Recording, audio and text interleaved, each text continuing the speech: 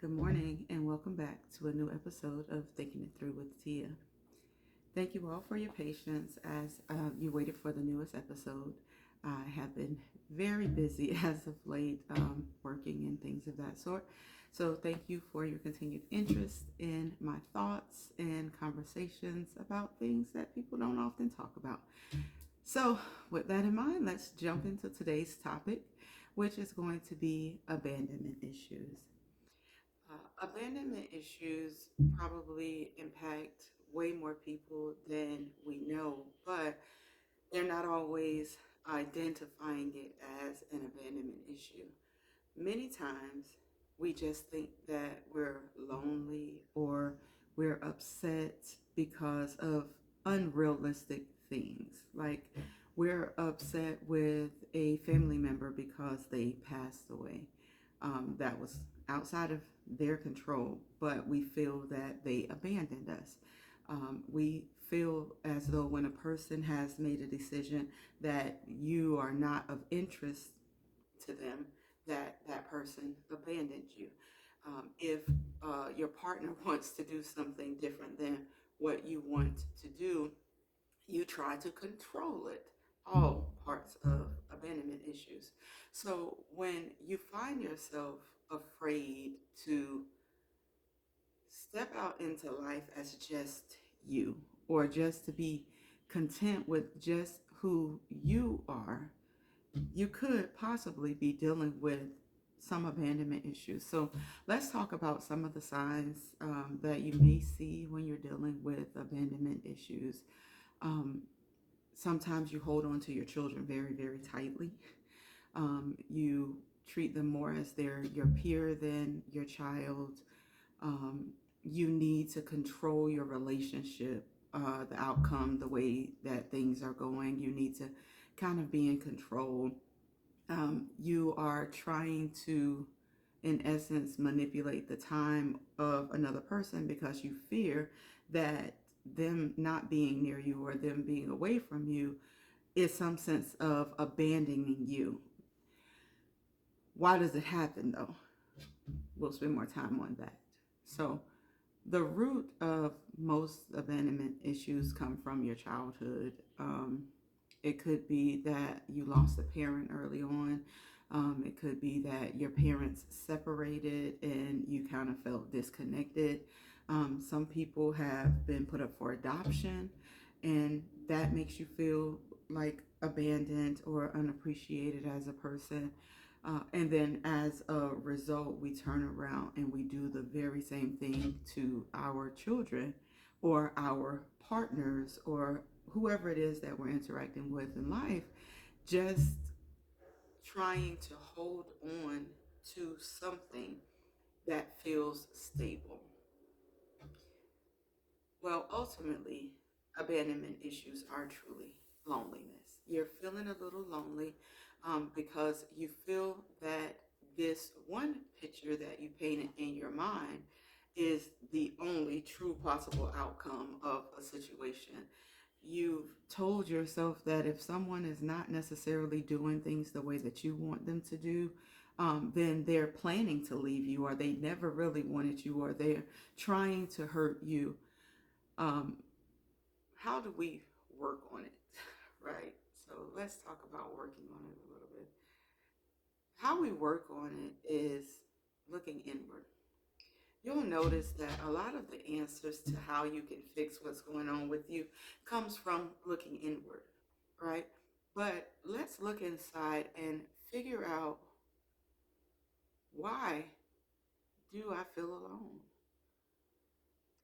Why do I fear when something doesn't go the way I planned? Have we thought about the fact that everything works out for your own good in the end? Probably not. What can I do to make people want me? Right? What can I do to make people want me? Is like the answer that many people will go with, versus what can I do to make me like me? The root of abandonment issues, loneliness, and all of those things are truly at the very core an issue you have within yourself and the way that you have decided to see life. It doesn't mean that those ways came about through unrealistic means, right? You may have been through some very traumatic issues, some very tough things that did, in fact, force you into this way of thinking. But what now? Are you content where you are, or do you want more? If you want more, you have to stop and get into yourself. Change the questions. What do I like about me? What makes me smile when I think of myself? What do I bring to the world? What unique gifts and talents do I have to share with the world? You are a unique individual. There's only one you, no replacements. I talked about that before. But when you are seeing everything wrong with you, or you're seeing the need to run to another person or to force people to be in your life that have selected not to be in your life, or people that just couldn't be in your life for whatever the circumstances or reasonings are, to hold an animosity or a grudge towards that person doesn't do you any justice, because the time that you're spending holding that grudge against that person, you're letting your own personal identity slip away.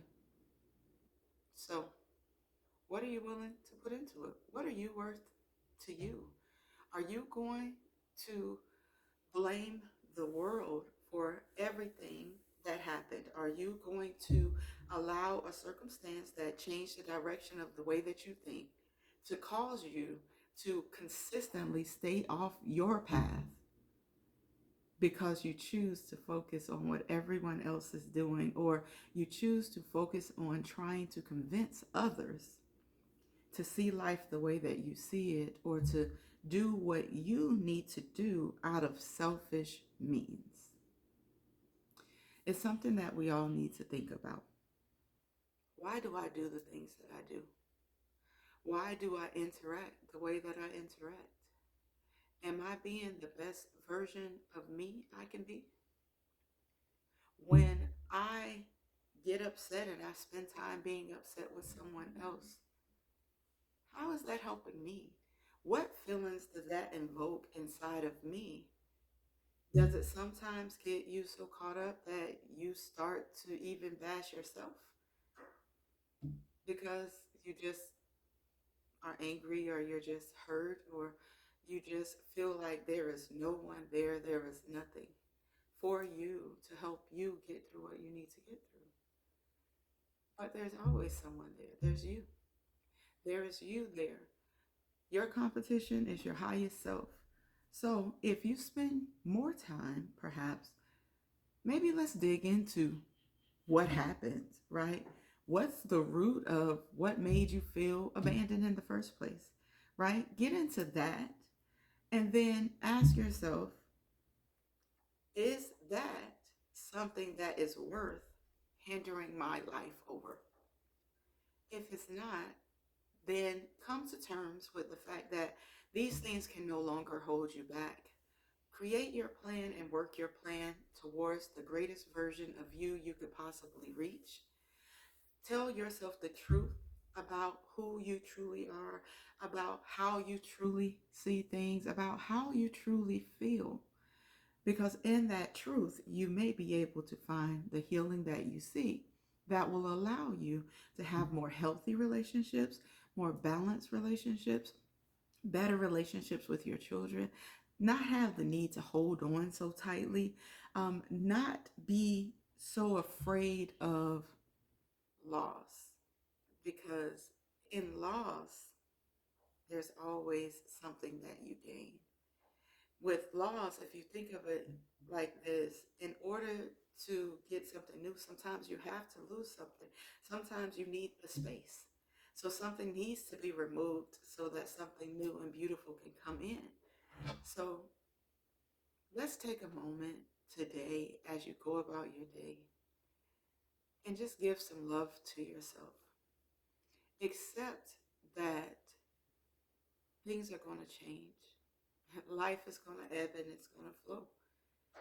If you spend more time going with the flow, being real with yourself, being honest with yourself, truthfully honest with yourself, you will find that the more that you learn to love yourself, the more that you learn to love what you bring to the table, the less you concern yourself with others' love and attention and things of that sort.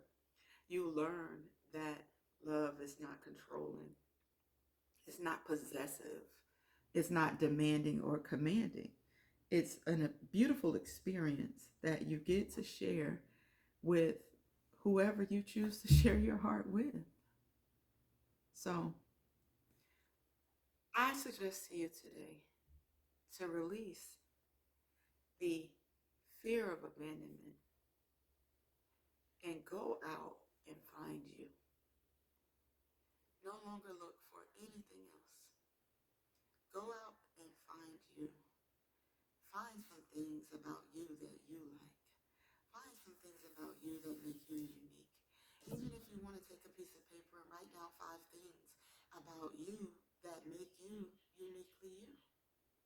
And then every day add a few more things to that until you've created a list of the things that make you uniquely you. Because I know sometimes it's not easy to see who you truly are because sometimes your vision is obstructed trying to be who everyone else wants you to be.